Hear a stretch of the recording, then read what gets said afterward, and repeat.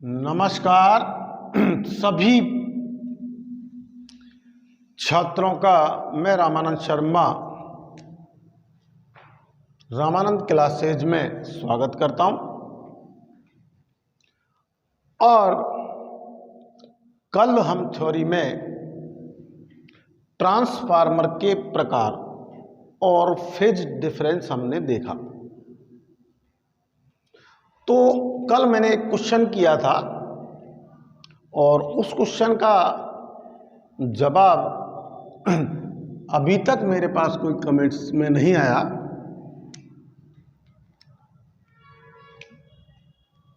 कि ट्रांसफार्मर के क्या और भी प्रकार हैं। तो देखिए, कई जो है वो ट्रांसफार्मर के प्रकारों को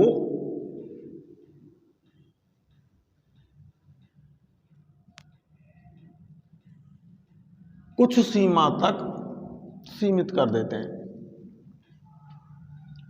लेकिन ट्रांसफार्मर के प्रकार दो प्रकार के और बता रहा हूं मैं आपको, क्योंकि हम जब वितरण ट्रांसफार्मर में जाएंगे, डिस्ट्रीब्यूशन ट्रांसफार्मर में जाएंगे, तो वहां आप शीतलन की विधियां पढ़ोगे और शीतलन के आधार पर भी ट्रांसफार्मरों को बांटा जा सकता है। तो शीतलन की विधि के आधार पर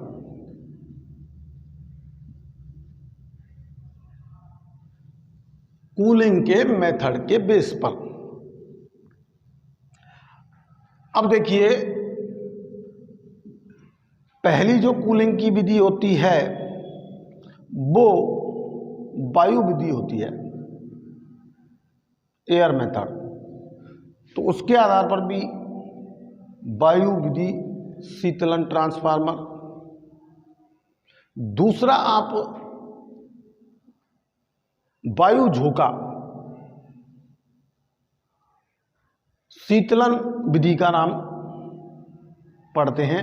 और इस प्रकार से डिस्ट्रीब्यूशन ट्रांसफार्मर का फिर एक प्रकार और आ जाता है कि वायु झोंका शीतलन ट्रांसफार्मर, वितरण ट्रांसफार्मर। फिर आप जल और तेल विधि पढ़ेंगे, और तेल विधि भी पढ़ते हैं आप, प्राकृतिक तेल विधि। फिर प्रणोदित जल विधि पढ़ोगे आप। तो उसके आधार पर हम ट्रांसफार्मर को भी बांट सकते हैं। एक जो है, मैंने कहा था कल कि ट्रांसफार्मर को बूस्टर की भांति प्रयोग किया जाता है। तो जहां लंबी दूरी पर वोल्टता ट्रांसमिशन की जाती है, यानी संचरित की जाती है, वहां पर ऑटो ट्रांसफार्मर का प्रयोग बूस्टर के रूप में किया जाता है। तो उस स्थिति में हम टैप परवर्ती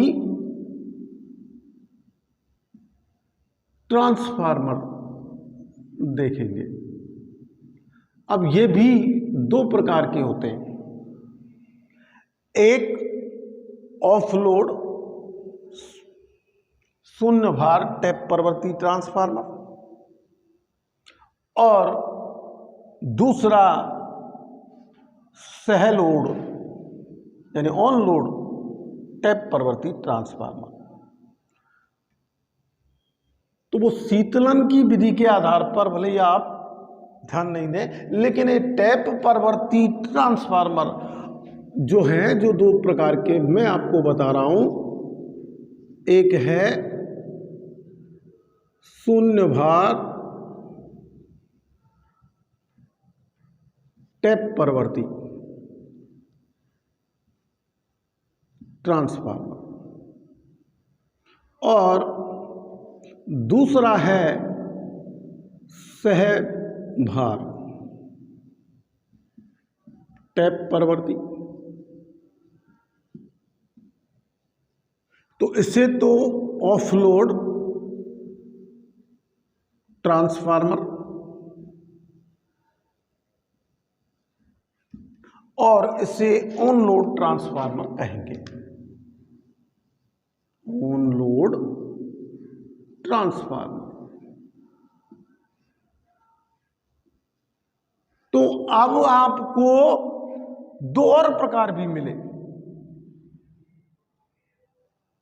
शीतलन की विधि के आधार पर और टैप परिवर्तन के आधार पर। एक जो मैंने प्रश्न पूछा था उसका यहां सभी विद्यार्थी सेटिस्फेक्शन करें कि ये भी हो सकते हैं, और इन दो को तो हम पढ़ेंगे ही विस्तृत रूप से, इनका तो हम पढ़ेंगे टैप परिवर्तन ट्रांसफार्मर।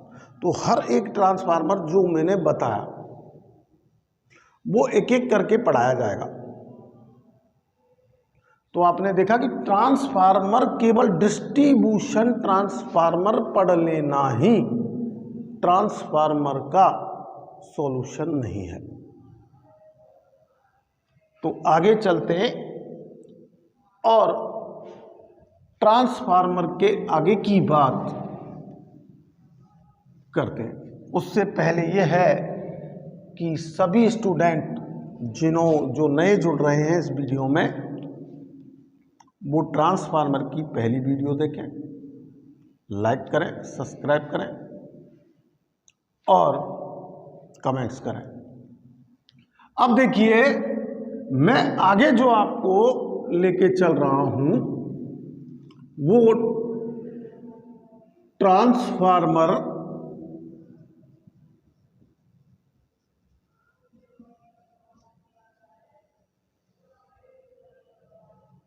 की संरचना से संबंधित पहली बात आती है।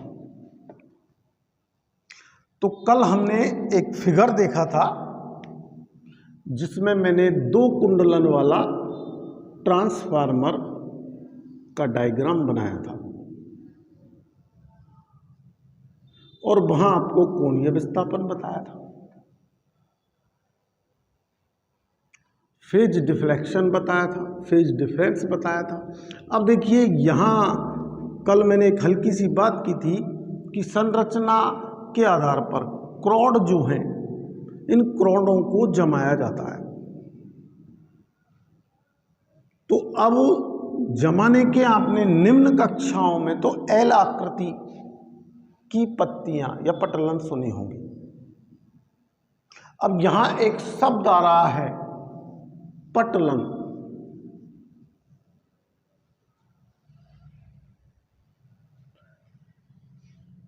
पटलन जो है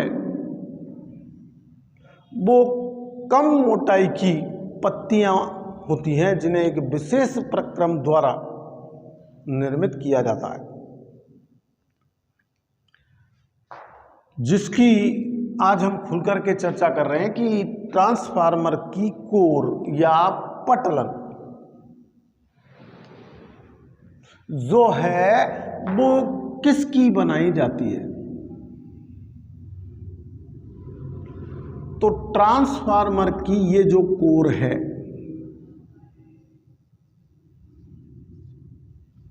वो आपकी सिलिकॉन स्टील की बनाते हैं, सिलिकॉन स्टील। अब सिलिकॉन स्टील की ही क्यों बनाते हैं?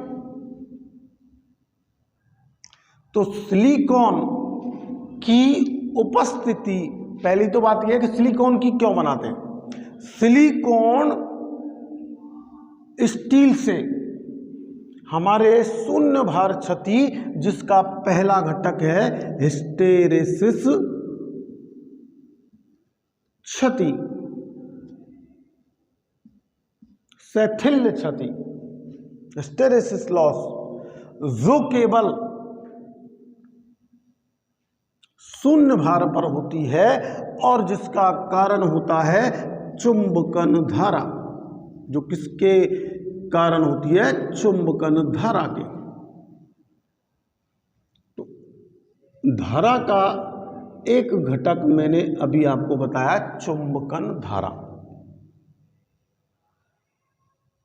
और उसके कारण एक तो हिस्टैरिसीस क्षति हो रही है और दूसरी भंवर धारा क्षति होती है।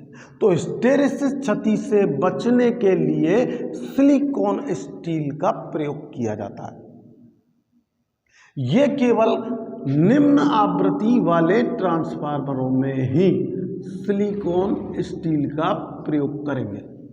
अगर हाई फ्रीक्वेंसी वाले ट्रांसफार्मर हैं तो उनमें हिस्टैरिसीस क्षति को कम करने के लिए फेरिट या फेराइट, फेरिट या फेराइट पदार्थ का प्रयोग किया जाता है। जो कंपटीशनों में काफी आया हुआ प्रश्न है कि उच्च आवृत्ति वाले हाई फ्रीक्वेंसी वाले परिणामित्र यानी ट्रांसफार्मरों में हिस्टैरिसीस क्षति को कम करने के लिए प्रयुक्त स्टैंपिंग धातु का नाम बताएं। तो वो है फेरिट या फेराइट।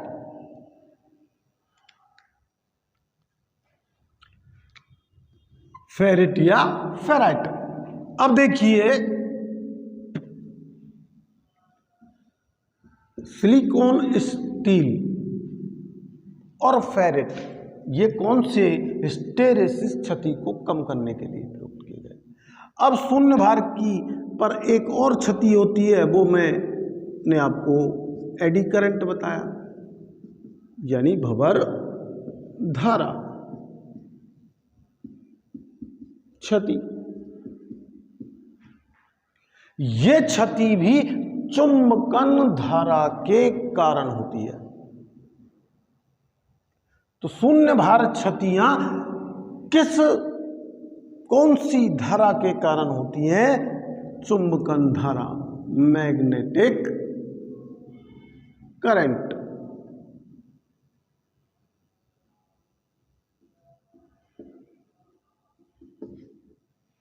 जिससे मैं IM से व्यक्त कर रहा हूं। अब दूसरी क्षति जो लोड पर होती है वो आपकी ताम्र क्षति है।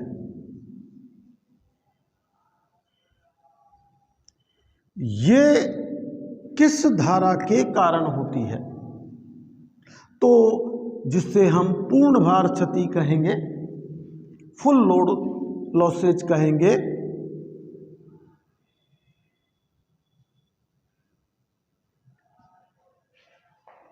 ये आपकी क्रोण धारा के कारण होती है, क्रोण धारा, जिसे मैं यहां IC से लिख रहा हूं।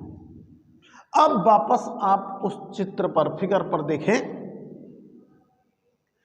कि कल हमने किया क्या था कि प्राइमरी वाइंडिंग को यानी प्राथमिक कुंडली को AC स्रोत से जोड़ा और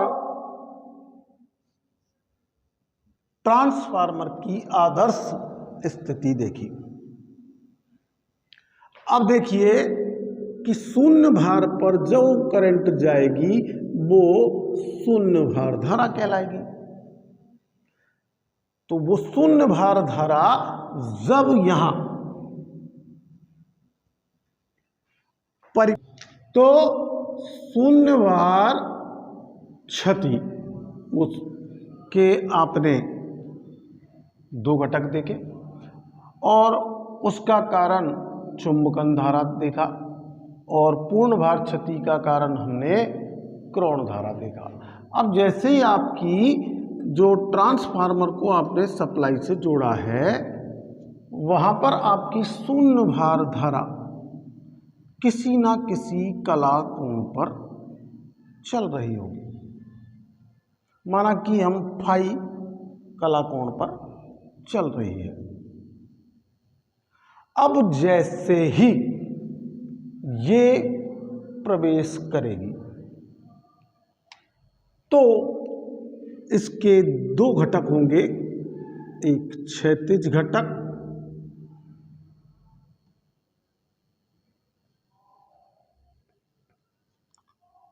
हॉरिजेंटल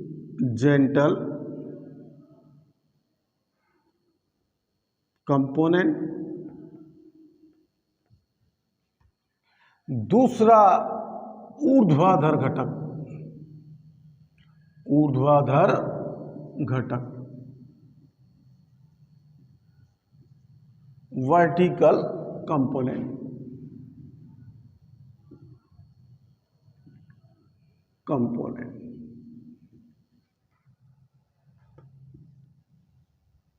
क्षैतिज घटक कभी भी आपने देखा होगा, वर्कशॉप कैलकुलेशन साइंस में आपने पढ़ा होगा कि जब कोई चीज किसी या बल कोई जो है किसी कोण पर लगता है तो उसके दो घटक होते हैं, एक क्षैतिज घटक, एक ऊर्ध्वाधर घटक। इसी प्रकार हमारी करंट लगी हुई है दो घटक उसमें, तो जिस दिशा में कोण बनेगा वो क्षैतिज घटक होगा,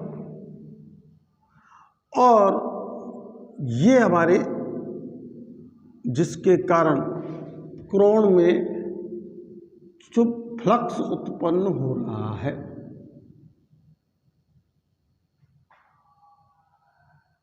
यानी जिसके कारण वो क्षति हो रही है, हिस्टेरेसिस और एडी करंट, वो क्षैतिज घटक, और क्षैतिज घटक हमेशा आपका होता है I0 cos फाई, जैसे वहां लिखते हैं F cos थीटा बल के क्षैतिज घटक को, फोर्स के को। ठीक इसी प्रकार यहाँ क्षैतिज घटक IM चुंबकन धारा जो है वो I0 cos फाई होगी, और ऊर्ध्वाधर घटक जो है वो आपका IC यानी कि कोण धारा, जिसके कारण EMF हस्तांतरित होगा, और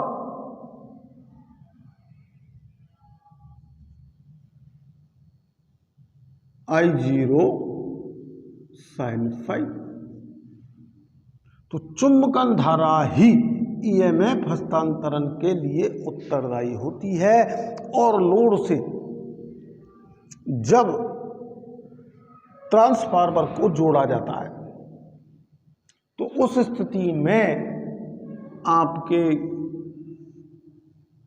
ताम्र यानी बाइंडिंग में ताम्र क्षति होंगी। तो आपने देखा कि IC के कारण आपके कॉपर लॉस हुए, और IM के कारण आपके आयरन लॉस हुए। अब देखिए, कल मैंने एक क्वेश्चन और कहा था आपसे कि ट्रांसफार्मर से उच्च वोल्टता पर पारेषण किया जा सकता है, ट्रांसमिशन किया जा सकता है, और धारा के मान को नगण्य किया जा सकता है। फिर भी कोई जीव जंतु जब ट्रांसफार्मर की द्वितीयक कुंडल के संपर्क में आता है तो वह तुरंत मृत हो जाता है। तो अब यहां हमारे मान लीजिए 5 एम्पियर की करंट प्राइमरी में प्रवाहित हो रही है। तो जैसे ही मैंने क्या कहा था, यहां विपरीत प्रकृति की वोल्टता उत्पन्न होती है, तो जैसे ही लोड को जोड़ोगे आप तो एक बार शॉर्ट सर्किट होगा, यानी कि ट्रांसफार्मर का द्वितीयक कुंडल सेकेंडरी बाइंडिंग जो है वो शॉर्ट सर्किट कुंडल की भांति कार्य करेगी। और कहीं भी शॉर्ट सर्किट होता है तो धारा प्रवाह होता है उच्च, करंट का फ्लो बढ़ जाता है, और वो फ्लो आपका शून्य भार धारा से जो लोड धारा होगी, वो नवीन धारा जो उत्पन्न होगी वो आपकी 10 गुना होती है। तो शून्य भार धारा से जब लोड जुड़ेगा तो लोड करंट कितनी गुणज मिलती है? इसके 10 गुणज, यानी 10 गुना वो लोड का काम करेगा। अगर जीव जंतु उसके संपर्क में आएगा ट्रांसफार्मर के द्वितीयक कुंडल के में, तो वो लघु पथित कुंडल की भांति होगा, जिसमें धारा प्रवाह उच्च होगा और उच्च धारा प्रवाह के कारण वो तुरंत मृत हो जाएगा। तो वहां ऑप्शन था कि द्वितीयक कुंडल के लघु पथित कुंडल होने के कारण, और ये राइट आंसर है हमारा। तो अब देखा आपने कि ट्रांसफार्मर में जो लोड हम क्यों जो है शून्य भार पर ही ट्रांसफार्मर का ईएमएफ का समीकरण निकालेंगे। अब मैं बात कर रहा हूं फिर से पटलन की स्थिति की। मैंने कहा था कि पटलन यानी क्रोड जो है सिलिकॉन, स्टील या फेरेट या फेराइट की पदार्थ की बनाई जाती है। निम्न आवृत्ति वाले ट्रांसफार्मरों में सिलिकॉन, स्टील और उच्च आवृत्ति वाले ट्रांसफार्मर में फेरेट या फेराइट। अब यहां सिलिकॉन की उपस्थिति, जब स्टील में सिलिकॉन मिलाया जाता है तो उस स्थिति में सिलिकॉन एक दोष उत्पन्न कर देता है। क्या कर देता है? एक दोष, और वो भंजकता का दोष होता है।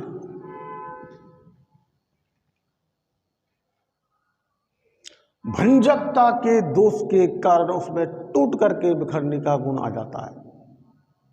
इस दोष को दूर करने के लिए फिर हम पटलन बनाते समय एक विशेष प्रक्रिया, जिसका क्वेश्चन कम से कम कंपटीशन एग्जामों में 10 बार आ चुका है, कि पटलन निर्मित करते समय, ट्रांसफार्मर की कोर निर्मित करते समय कौन सा प्रक्रम अपनाया जाता है। तो निम्न में तो उसे कहते हैं हम शीतल, वैलित, उच्च पार्य गम्यता ग्रेन। इंग्लिश में क्या कहेंगे हम? कोल्ड रोलिंग, हाई ओरिएंटेड, पारगम्यता का मतलब ओरिएंटेड ग्रेन। अब आपके CROG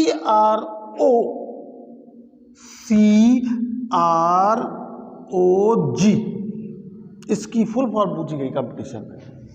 देखिए, C यानी कोल्ड, R यानी रोलिंग, और अब यहां जो उच्च शब्द है उसका लोपर करके और संक्षिप्तीकरण संकेत के रूप में इसका बनाया गया है कि O और G, CROG का पूरा नाम बताओ। तो नाम तो यही होगा, cold rolling high oriented grain, शीतल वैलित उच्च पारगम्यता ग्रेन। इस प्रोसेस से जब पटलन सिलिकॉन स्टील की निर्मित की जाती है तो ये सिलिकॉन का दोष समाप्त हो जाता है। अब हमारा ट्रांसफार्मर 50 हर्ट्ज आवृत्ति पर, तो आगे चलते हैं कि पटलन यानी क्रोड, उसकी मोटाई कितनी रखी जाती है। ये बेहद ज़्यादा जरूरी है। देखिए, हमारे जो भारत में ट्रांसफार्मर 50 हर्ट्ज पर आवृत्ति पर प्रचालित होगा। तो 50 हर्ट्ज आवृत्ति पर प्रचालन के लिए पटलन की मोटाई, अब यहां भी आपको थोड़ा सा कंफ्यूज होगा, जो लगातार बने हुए हैं वो इस बात पर गौर करेंगे कि कई किताबों में इसका मान कुछ अलग दे रखा है, जबकि हमारे वैलिड जो है उनमें 0.27 mm से 0.35 mm दिया गया है। अब कभी कभी वो ऑप्शन जो सिंगल ही बनाता है तो या तो वो 0.27 mm मोटाई देता है या 0.35 mm। इस बात का भी आप एग्जामिनर के मूड के ऊपर डिपेंड करेगा। बाकी परिवर्तनीय जो है वो 0.27 से और 0.35 mm होता है।